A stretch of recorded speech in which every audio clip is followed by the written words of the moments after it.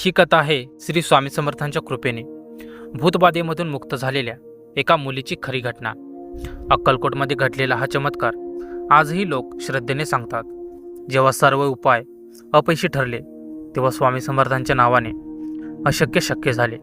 स्वामी समर्थ भक्तांसाठी ही कथा श्रद्धा, विश्वास आणि दिव्य शक्तीची अनुभूती देणारी आहे। श्री स्वामी समर्थ, जय जय स्वामी समर्थ। जर तुम्हाला अशा खऱ्या अनुभवांच्या कथा आवडत असतील तर चॅनेलला नक्की सबस्क्राईब करा। गावात सुरू झालेली भीती। सोलापूर जिल्ह्यातील एका छोट्याशा गावात ही घटना घडली। गावचं नाव होतं कासारवाडी।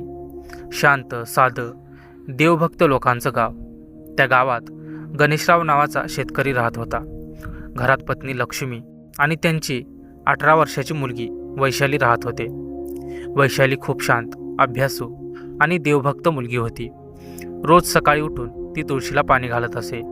पण एक दिवस सगळं अचानक बदललं। एका रात्री वैशाली शेताजवळील जुन्या विहिरीकडे गेली।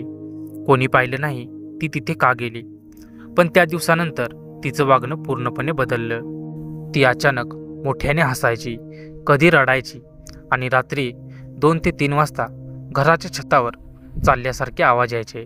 लक्ष्मीबाई घाबरून उठायच्या आणि पाहतात तर काय, वैशाली अंधारात बसलेली, डोळे मोठे करून एका कोपऱ्याकडे बघत होती। आई, तो मला बोलवतोय, ती हळू आवाजात म्हणाली।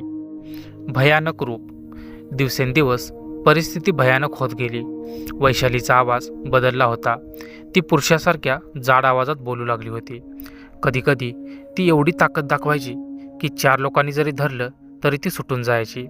घरामध्ये दिवे स्वतः बंद व्हायचे, भांड्यांचा आवाज यायचा आणि घरात विचित्र दुर्गंधी पसरायची। गावकऱ्यांनी सांगितलं ही तर भूतबाधा आहे, त्या विहिरीजवळ काहीतरी आहे। गणेशरावांनी अनेक मांत्रिक, भोंदू लोकांना बोलावलं।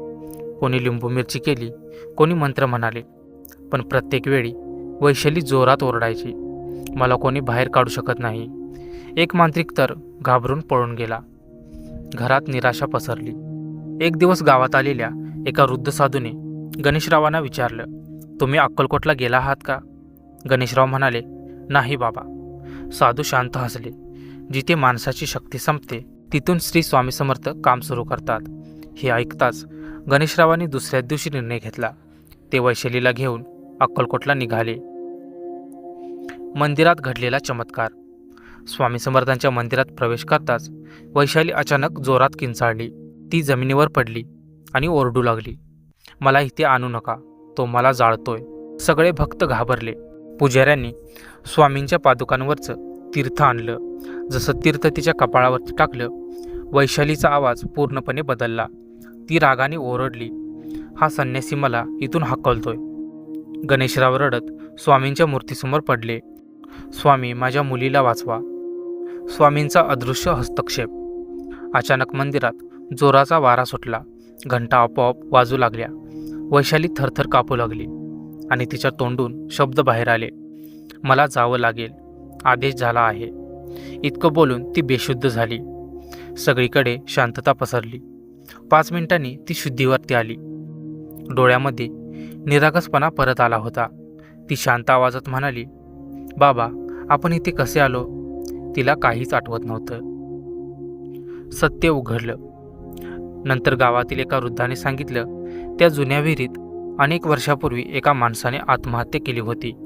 त्याची अस्वस्थ आत्मा तिथे भटकत होती आणि वैशाली त्याच्या प्रभावामध्ये आली होती। पण स्वामी समर्थांच्या कृपेने ती बाधा पूर्णपणे नष्ट झाली। गणेशरावांनी त्या दिवसानंतर एक गोष्ट कायम लक्षात ठेवली, भीती कितीही मोठी असो, स्वामी समर्थांच्या नावापुढे कोणतीही नकारात्मक शक्ती टिकत नाही। आजही कासारवाडी गावात ही घटना लोक श्रद्धेने सांगतात आणि प्रत्येकजण एकच म्हणतो, श्री स्वामी समर्थ, जय जय स्वामी समर्थ। तर मित्रांनो, तुम्हाला आजची स्टोरी कशी वाटली ते कमेंटमध्ये नक्कीच सांगा। तुमची जर खरंच स्वामींवरती श्रद्धा असेल तर कमेंटमध्ये श्री स्वामी समर्थ लिहून तुमच्या एखाद्या स्वामी मित्रांसोबत हा व्हिडिओ नक्की शेअर करा। तर भेटूया अशाच एका नवीन आणि माहितीपूर्ण व्हिडिओमध्ये। तोपर्यंत धन्यवाद।